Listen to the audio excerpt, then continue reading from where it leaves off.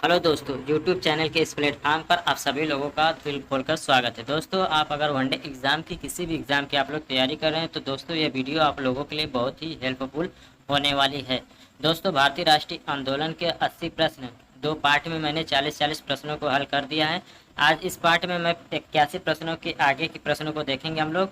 तो चलिए दोस्तों, बिना किसी देरी के हम लोग प्रश्न नंबर देखते हैं। और हमारा पहला ही मतलब 81 नंबर प्रश्न है, आप लोगों की स्क्रीन पर दिख रहा होगा कि भारत दुर्दशा नाटक में अंग्रेजों के राज में भारत की दुर्दशा का चित्र किसने खींचा था, आपको बताना है। ठीक है दोस्तों, भारत दुर्दशा जो नाटक थी, हमारा option A Bharatendu Harishchandra, B कह रहा है हजारी प्रसाद द्विवेदी, सी कह रहा है मुंशी प्रेमचंद और डी उपेंद्र नाथ अस। तो दोस्तों, आप लोगों को 81 में आप लोगों को बताना कि भारतीय दुर्दशा नाटक के चित्रक कौन हैं। तो दोस्तों, आप लोगों को बता दूं कि जो भारतेंदु हरिश्चंद्र हैं, इस ऑप्शन के साथ हम लोग चले जाएंगे दोस्तों, यानी कि 81 का क्या हो जाएगा, तो हमारा ऑप्शन नंबर ए बिल्कुल सही जवाब हो जाएगा। चलिए दोस्तों, हम लोग आगे बढ़ते हैं, प्रश्न नंबर 82 को देखते हैं। और प्रश्न नंबर 82 में देखते हैं कि हम लोगों को क्या दिया गया है।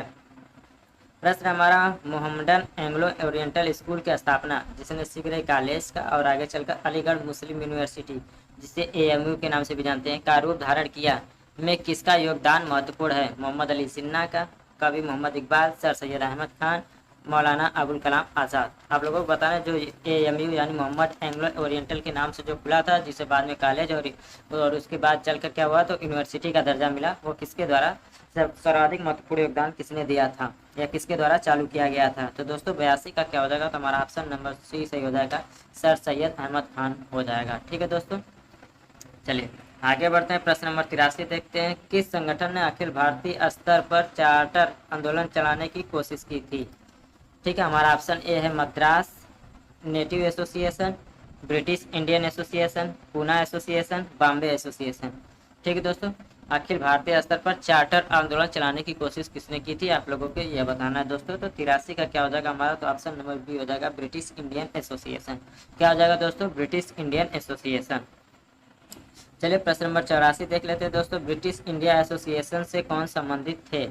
महात्मा गांधी, जवाहरलाल नेहरू, महादेव गोविंद नराडे और तथा फिरोज शाह मेहता, गोपाल कृष्ण गोखले एवं लाला लाजपत राय, रमेश चंद्र एवं बंकिम चंद्र चट्टोपाध्याय। चारों ऑप्शन में से बताया दोस्तों, ब्रिटिश इंडियन एसोसिएशन इनमें से कौन, चारों ऑप्शन में से कौन संबंधित थे या जुड़े हुए थे।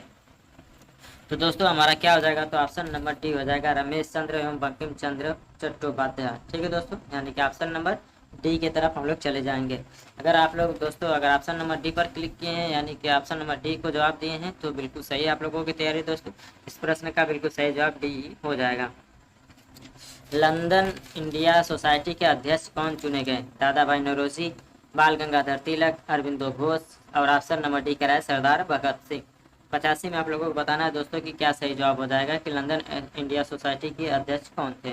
तो दोस्तों 85 में क्या हो जाएगा, तो हमारा ऑप्शन नंबर ए सही जवाब हो जाएगा, दादा भाई नौरोजी। इस प्रश्न का बिल्कुल सही जवाब हो जाएगा। चलिए प्रश्न नंबर 86 देख लेते हैं दोस्तों, कह रहा है कि पूना सार्वजनिक सभा के सक्रिय सदस्य कौन थे। अरविंद घोष, जवाहरलाल नेहरू, एस चिपलुनकर, सुभाष चंद्र बोस। तो 86 में क्या हो जाएगा दोस्तों, तो हमारा ऑप्शन नंबर सी हो जाएगा, एस। ठीक है दोस्तों, क्या हो जाएगा, तो ऑप्शन नंबर सी एस चिपलुनकर हो जाएगा सही जवाब। 87 देख लेते हैं दोस्तों, महादेव गोविंद रानाडे तथा गणेश वासुदेव जोशी का संबंध किससे था। बॉम्बे एसोसिएशन से, पूना सार्वजनिक सभा से, ब्रिटिश इंडियन एसोसिएशन से या ईस्ट इंडिया एसोसिएशन से।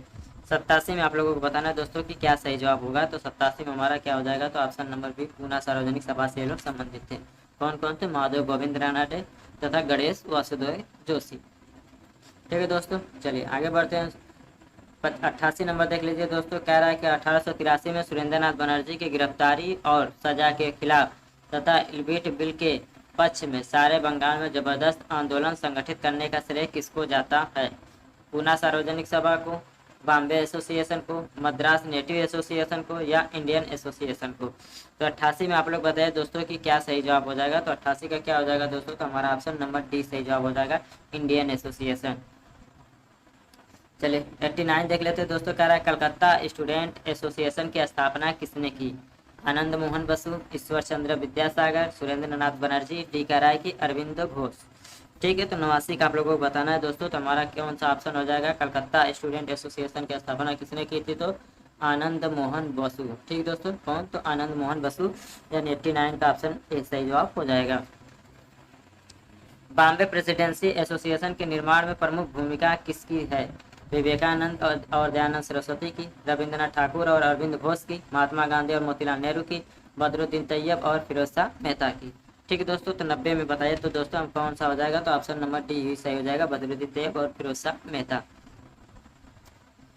91 देख लेते हैं दोस्तों, इल्बर्ट बिल और वायसराय रिपन के समर्थन में किसने आंदोलन चलाया? ठीक है दोस्तों, प्रश्न क्या है फिर से सुन लीजिए, इल्बर्ट बिल और वायसराय रिपन के समर्थन में किसने आंदोलन चलाया था? गोरे लोगों ने, यूरोपियन लोगों ने, भारतीयों ने या मुस्लिम लोगों ने? 91 में आप लोगों को बताना है, तो दोस्तों कौन सा सही जवाब हो जाएगा, तो हमारा ऑप्शन नंबर सी, भारतीयों ने। वैदिक धर्म की महानता का प्रतिपादन किसने किया? ऑप्शन देख लीजिए दोस्तों, ए कह रहा है स्वामी विवेकानंद, बी कह रहा है राजा राम मोहन राय, सी कह रहा है स्वामी दयानंद सरस्वती और डी कह रहा है रामकृष्ण परमहंस। तो दोस्तों 92 में क्या सही जवाब हो जाएगा, तो 92 का क्या हो जाएगा, तो हमारा option number C, Swami Dayanand Saraswati. ठीक है दोस्तों, वैदिक धर्म की मान्यता की बात किया जाए तो स्वामी दयानंद सरस्वती इस प्रश्न का बिल्कुल सही जवाब हो जाएगा।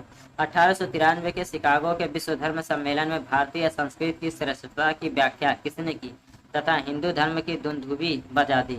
स्वामी दयानंद सरस्वती ने, स्वामी विवेकानंद ने, रामकृष्ण परमहंस ने या अरविंद घोष ने? तो 93 में तो आप लोग सभी लोग जानते होंगे दोस्तों कि 1893 के शिकागो का जो सम्मेलन हुआ था उसमें क्या हुआ था, तो स्वामी विवेकानंद जी ने भारत में हिंदू धर्म की श्रेष्ठता को दिखाया था।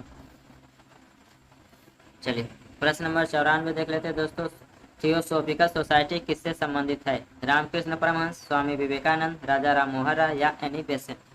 तो 94 क्या हो जाएगा दोस्तों, तो हमारा ऑप्शन नंबर डी हो जाएगा, एनी बेसेंट हो जाएगा। बुरे शासक प्राय अनजाने में जनता के लिए वरदान बन जाते हैं, यह कथन किसका है? जो बुरे शासक है प्राय अनजाने में जनता के लिए वरदान बन जाते हैं, तो आप लोगों को बताना है क्या रविंद्रनाथ टैगोर इस प्रश्न का सही जवाब होगा, मैकडोनाल्ड, सुरेंद्रनाथ बनर्जी या बाल गंगाधर तिलक? 95 में दोस्तों बताइए कि क्या सही जवाब हो जाएगा, तो दोस्तों ऑप्शन नंबर सी की तरफ हम लोग चले जाएंगे तेजी के साथ।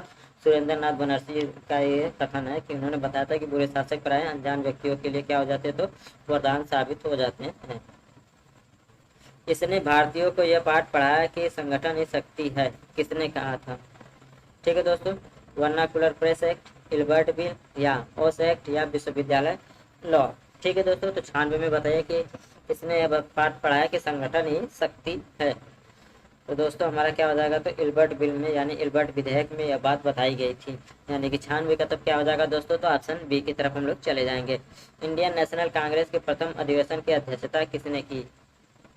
ए ओ हुम, फिरोज शाह मेहता, व्योमेश चंद्र बनर्जी, मधुसूदन दत्त? चारों ऑप्शन में से बताइए दोस्तों कि कांग्रेस के प्रथम अधिवेशन की अध्यक्षता किसने की थी?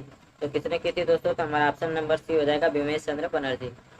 चलिए आगे बढ़ते हैं। इंडियन नेशनल कांग्रेस की स्थापना के बारे में सेफ्टी वैल्यू यानी कि अभय देव दृष्टिकोण के समर्थक कौन थे?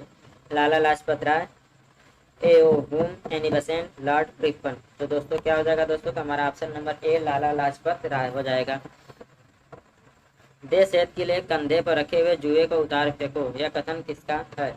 लॉर्ड डफरिन, ए ओ ह्यूम, सर विलियम बेडरबन या ऑप्शन नंबर डी कह रहा है कि लॉर्ड लिटन? तो 99 में क्या हो जाएगा दोस्तों, तो हमारा ऑप्शन नंबर बी हो जाएगा, ए ओ ह्यूम। देश हित के लिए कंधे पर रखे हुए जुए को उतार फेंको, यह कथन किसका था? तो ए ओ ह्यूम का था।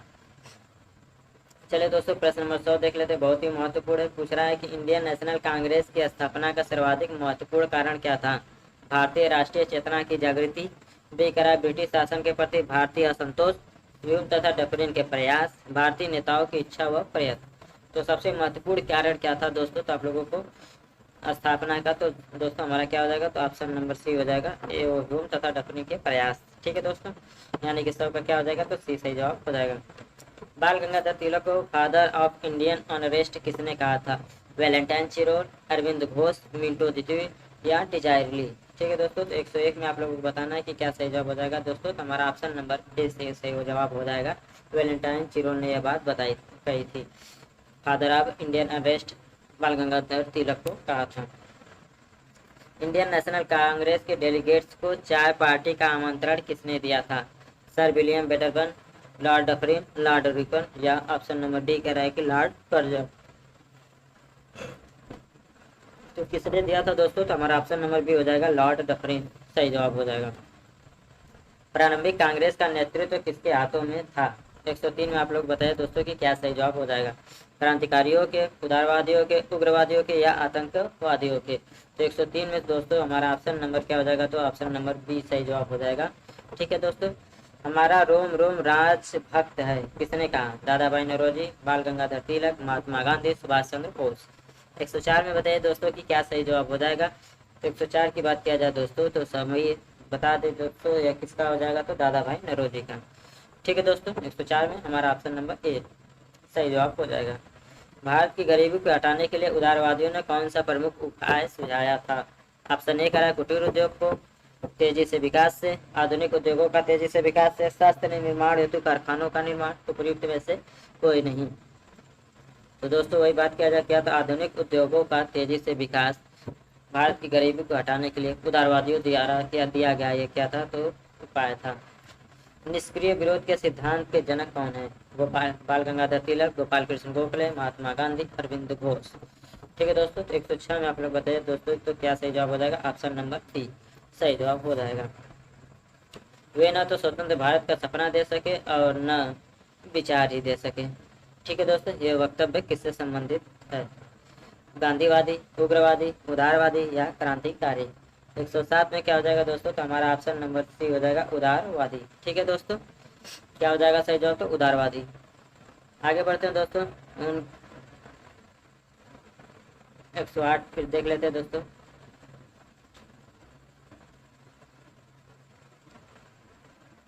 एक 108 पे हम लोग क्या दोस्तों, हाँ चलिए। उनकी देशभक्ति का राजभक्ति से मेल हो जाने के कारण देशभक्ति आंशिक होकर रह गई थी।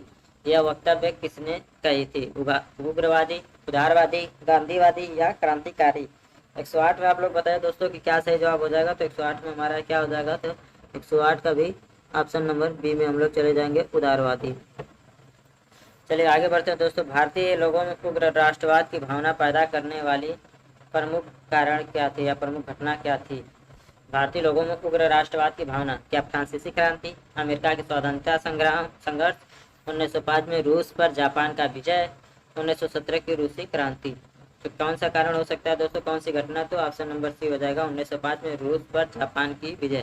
ठीक है दोस्तों, कांग्रेस मंच से स्वराज शब्द का उद्घोष कब किया गया था, क्या 1905 में, 1906 में, 1907 में या 1916 में। तो 110 का क्या हो जाएगा दोस्तों, तो ये घटना कब हुई थी, तो स्वराज शब्द के कांग्रेस मंच से, तो 1906 में सबसे पहले उसका उद्घोष किया गया था, यानी कि 110 का क्या हो जाएगा, तो ऑप्शन नंबर बी सही जवाब हो जाएगा।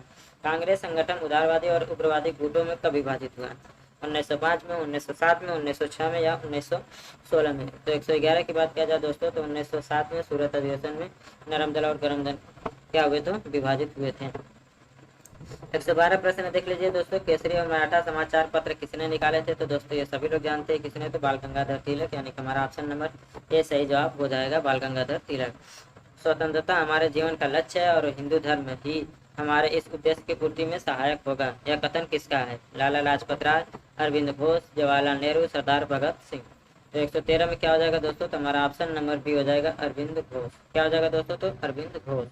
भारत में होम रूल आंदोलन के संचालक कौन थे, Shrimati Annie Besant, Mahatma Gandhi, Annie Besant, Lokmanya Tilak, Annie Besant तथा महादेव गोविंद रानाडे, श्रीमती एनी बेसेंट तथा पंडित जवाहरलाल नेहरू। तो दोस्तों 114 में क्या हो जाएगा दोस्तों, तो हमारा ऑप्शन नंबर बी सही जवाब हो जाएगा, श्रीमती एनी बेसेंट तथा लोकमान्य तिलक के द्वारा 1916 में होम रूल आंदोलन शुरू किया गया था। होम रूल आंदोलन के प्रचार के लिए श्रीमती एनी बेसेंट के समाचार पत्र कौन से थे, केसरी और मराठा, न्यू इंडिया तथा कॉमनवेल्थ, नेशनल हेराल्ड तथा हिंदू, नव भारत टाइम्स तथा पेट्रियट। तो 115 में क्या हो जाएगा दोस्तों, तो न्यू इंडिया तथा कॉमनवेल्थ क्या हो जाएगा, तो श्रीमती एनी बेसेंट की समाचार पत्रिका है कॉमनवेल्थ। चलिए 116 देख लेते दोस्तों। मैं तो एक भारतीय टमटम हूँ जिसका कार्य सोते हुए भारतीयों को जगाना है, यह कथन किसका है, क्या ए.ओ. ह्यूम का, विलियम वेडरबर्न का है, श्रीमती एनी बेसेंट का या लॉर्ड डफरिन का है। तो 116 में क्या हो जाएगा दोस्तों, तो श्रीमती एनी बेसेंट का यह वाक्य है। ठीक है, चलिए 117 देख लेते हैं दोस्तों। खिलाफत आंदोलन की सबसे बड़ी कमजोरी क्या थी, हिंदू मुस्लिम एकता, खलीफा के पक्ष में आंदोलन, सरकार की खिलाफत करना, धर्म के साथ राजनीति को मिलाना। तो 117 में हमारा दोस्तों ऑप्शन नंबर डी सही जवाब हो जाएगा, धर्म के साथ राजनीति को मिलाना। हंटर समिति नियुक्त कब की गई थी? द्वैत शासन प्रणाली के क्रियान्वयन की जांच करने के लिए, खिलाफत के प्रश्न पर विचार करने के लिए, जलियांवाला हत्याकांड की जांच करने के लिए, बंग भंग को रद्द करने के लिए। तो 118 में आप लोग बताए दोस्तों, तो क्या सही जवाब हो जाएगा? तो ऑप्शन नंबर सी हो जाएगा, जलियांवाला बाग हत्याकांड की जांच करने के लिए। 1857 के विद्रोह के नायक कुंवर सिंह किससे संबंधित थे? बिहार से, मध्य प्रदेश से, राजस्थान से या उत्तर प्रदेश से? तो कहाँ से थे दोस्तों? तो हमारा ऑप्शन नंबर ए हो जाएगा, बिहार से थे। दिसंबर 1920 का कांग्रेस का नागपुर अधिवेशन क्यों महत्वपूर्ण था? इसके अध्यक्ष कौन थे? तो विजय राघवाचार्य थे। असहयोग के प्रस्ताव को दोहराया गया। अब कांग्रेस का ध्येय शांतिमय तथा उचित उपायों से स्वराज प्राप्त करना था। इससे भारत के इतिहास में नए युग का प्रादुर्भाव होता है। तो दोस्तों जो नागपुर अधिवेशन है, इसके जो अध्यक्ष थे, तो हमारा ऑप्शन नंबर ए सही जवाब हो जाएगा, विजय राघवाचार्य सही जवाब हो जाएगा।